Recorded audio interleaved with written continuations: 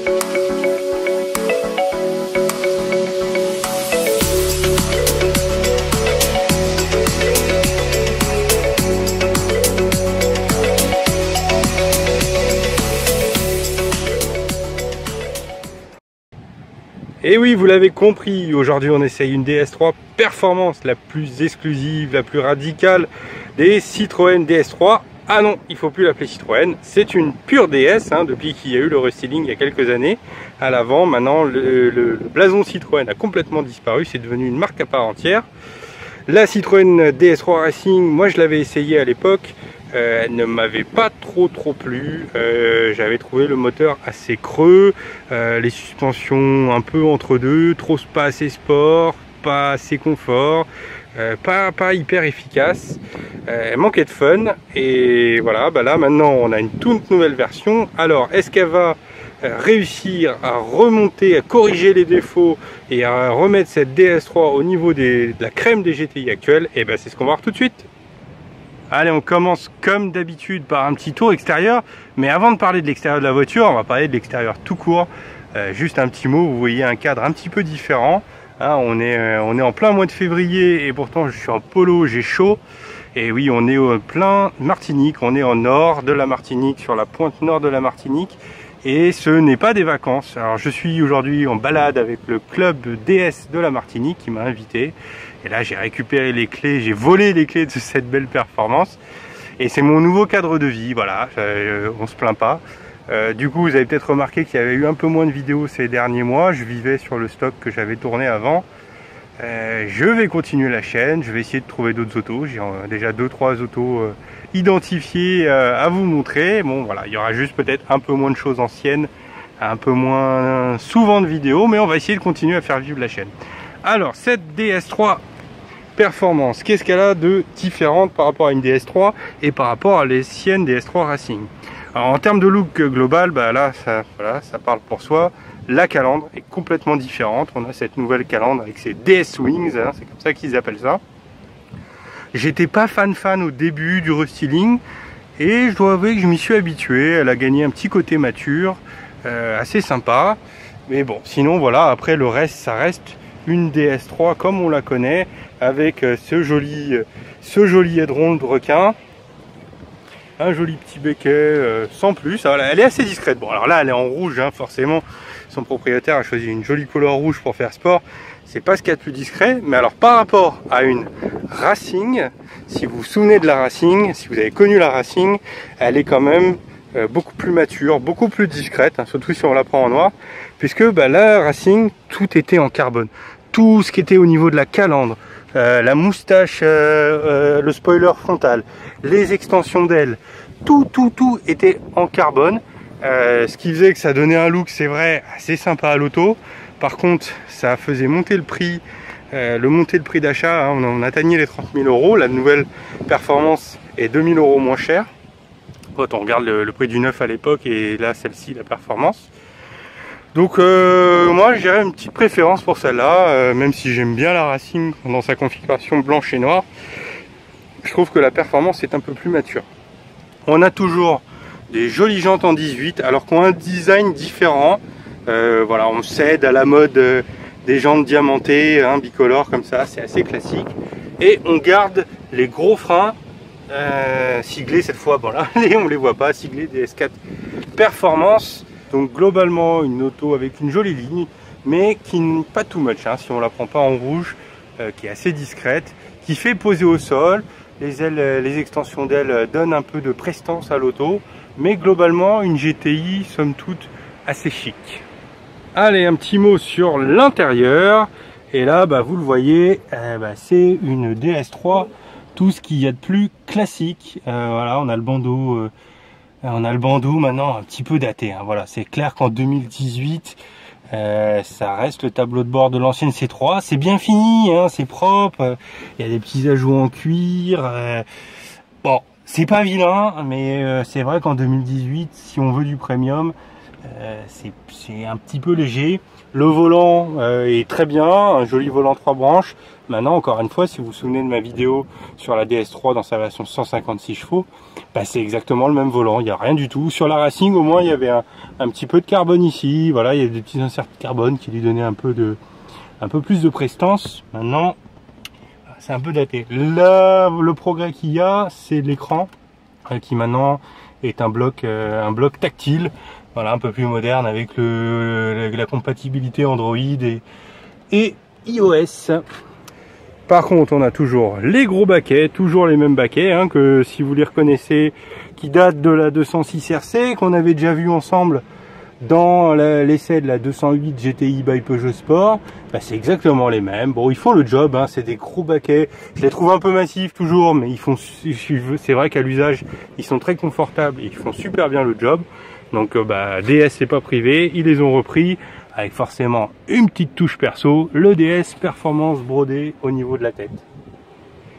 Allez, un petit mot sur la mécanique, sur le moteur et oui, sur la technique en général, car il y a pas mal d'évolutions. Alors bon, de prime abord, on retrouve notre bon vieux EP6, le THP, hein, qu'on a un peu à toutes les sauces. On avait 202 chevaux sur la Racing et 275 Nm. On a maintenant 208 chevaux et 300 Nm. En fait, elle hérite, cette performance, du bloc complet de la 208, justement, de la 208 by Peugeot Sport. Donc j'aurais retrouvé des sensations assez similaires. Donc sur le papier, c'est vrai que ça paraît pas énorme, sauf qu'en fait, c'est pas du tout la même génération de bloc EP6. Sur la Racing, c'était un bloc de 207 RC, 175 chevaux, qui avait été préparé par Citroën Racing, qui était boosté, voilà, à 200 chevaux, 202 chevaux. Mais moi, le souvenir que j'en avais, c'est que c'était un moteur qui était assez creux, assez fade. Et puis bon, en plus, c'est vrai que c'était pas la meilleure génération de bloc moteur d'un point de vue fiabilité.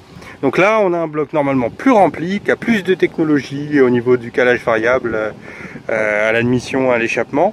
Et puis en plus de ça, on a aussi la boîte avec l'autobloquant. Ça faisait terriblement défaut à la Racing, qui avait du mal à passer sa puissance même à bas régime. Là avec l'autobloquant, si c'est comme la 208 BPS, ça va être canon.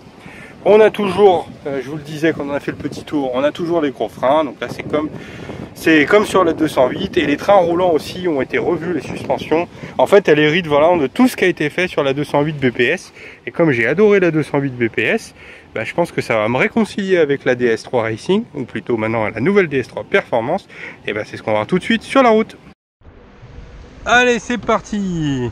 On saute à bord de cette DS3 Racing. Et non, qu'est-ce que je dis Racing? Performance, ouais, le lapsus. Et oui, on est en Martinique, hein, c'est ambiance créole la musique.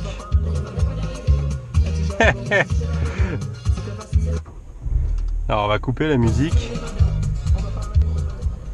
On va être un petit peu sérieux, on va bien régler le siège. C'est vrai que les sièges, c'est vrai que ces baquets là, ils font super bien le taf. La position de conduite est très très bonne. Le volant tombe bien. C'était déjà le cas dans la DS3 156, souvenez-vous. Donc c'est exactement la même chose sur cette partie là. Il y a juste les sièges. On est un tout petit peu plus bas et on est très très bien maintenu de haut en bas. C'est vrai que ces baquets, à chaque fois je leur crache dessus à leur dire qu'ils sont gros, qu'ils sont vieux, mais ils font super bien le taf. Allez, c'est parti. Et là vous allez voir, on a des petites routes de compète. Bon, la sonorité moteur est pas faux folle, hein, comme d'hab, le THP avec une ligne d'origine. Allez, ça commence direct des épingles.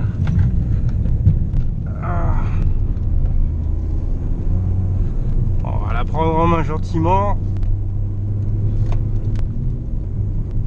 Ah, en plus les routes sont hyper, c'est magnifique, là on est à bord de falaise. C'est juste magnifique la vue sur Grand Rivière. Là, on est vraiment tout au nord de l'île. Donc là c'est de la route de montagne. L'avant, ah là là là, l'avant est hyper incisif. Alors en plus oui, c'est la même taille de jante en 18 pouces, en 205/40 qu'il y avait sur la Racing.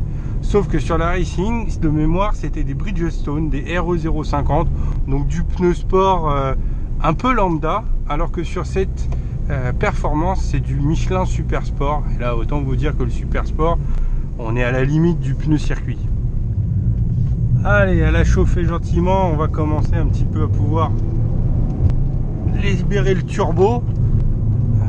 Il faut libérer des tours, parce que les 208 chevaux sont toujours à 6000 tours minute. Mais quand même, il semble tout de suite de prime abord.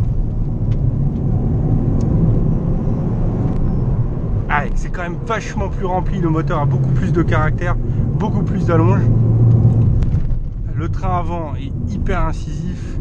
Il est il est hyper incisif. Je dirais pas que c'est comme au niveau d'une Mini, mais pour avoir bien connu une Mini GP pendant quelques années, mais ça semble très incisif, très karting. Et l'arrière, à mon avis, là c'est quand même une auto, faut savoir qu'elle est plus courte que la 208, donc à mon avis ça demande qu'à enrouler.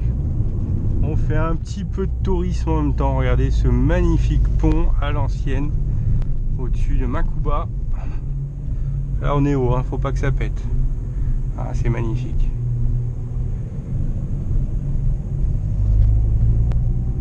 Hop, et la deuxième partie qui arrive là.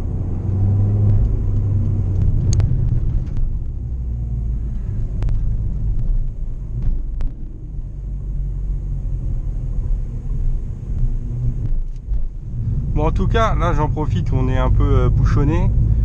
En suspension, je trouve que l'équilibre est très bien trouvé. Alors c'est ferme, hein, on s'entend, on n'est pas dans une DS3, on n'est pas dans une DS confort, dans une DS performance. Donc c'est ferme, mais ça filtre assez bien, et comme les sièges sont assez moelleux, je pense que c'est pas tape-cul au quotidien. C'est même avec des routes là, vous voyez, on a des routes un peu défoncées.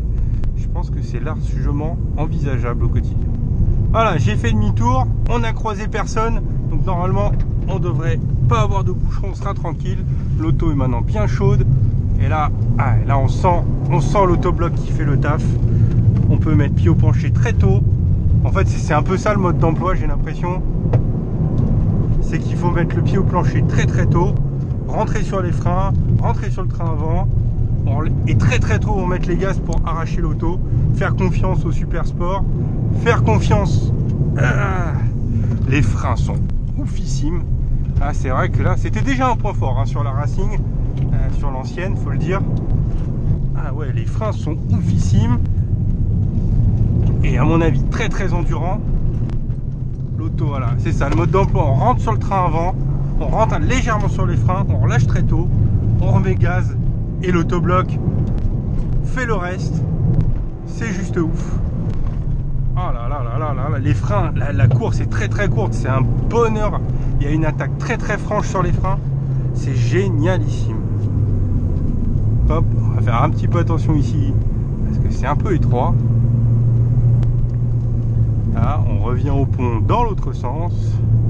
Ah ouais, non, les freins, je vous dis, la course, elle est ultra courte, mais ça se dose, c'est un vrai bonheur. Quand on pense que sur des gros sportifs comme des Audi S3 qu'on a déjà essayé, des Golf GTI, etc., on a encore des petits étriers monopistons, et là on a du gros étrier sur la catégorie du dessous. Là pour le coup, Citroën, enfin DS pardon, a pas fait les choses à moitié. Allez.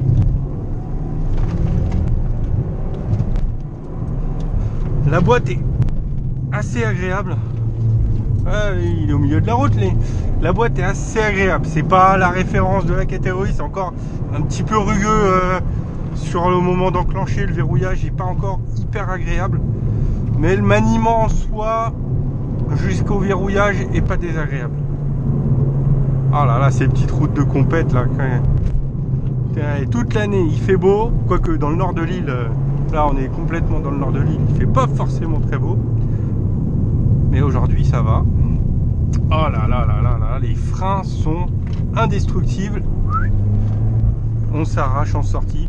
Alors on peut rester en troisième, on peut jouer sur le couple. Hein, c'est vrai que c'est pas le moteur le plus démonstratif.